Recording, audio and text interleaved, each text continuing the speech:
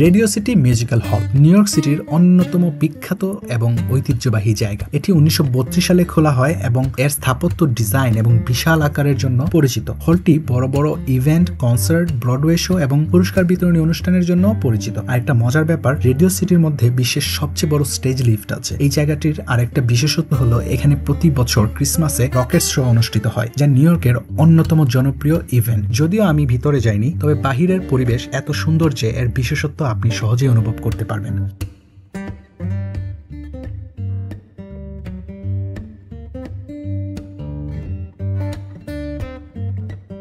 6th avenue ধরে কিছু দূর আগালেই দেখতে পাবেন এই বিশাল লাল অর্নামেন্টস গুলো। একটা ফোয়ারার উপর স্থাপন করা এই লাল টুকটুকে ক্রিসমাস অর্নামেন্টস গুলো খুবই আইকনিক। প্রতিটি অর্নামেন্টস প্রায় 25 ফুট উঁচু এবং প্রতি বছর শত সহস্র মানুষ এই অনন্য প্রদর্শনী দেখতে আসে। এগুলো প্রথম ইনস্টল করা হয়েছিল 1970-এর দশকে। তখন থেকেই এগুলো নিউ ইয়র্কের ক্রিসমাসের একটা প্রতীক হয়ে উঠেছে। ঝর্ণার পানির উপর লাল অর্নামেন্টস এর প্রতিফলন দারুণ একটা দৃশ্য তৈরি করে। দিনের আলোতেও সুন্দর দেখায়, কিন্তু রাতে যখন লাইটগুলো জ্বলে ওঠে তখন দৃশ্যটা একদম জাদুকরী হয়ে ওঠে।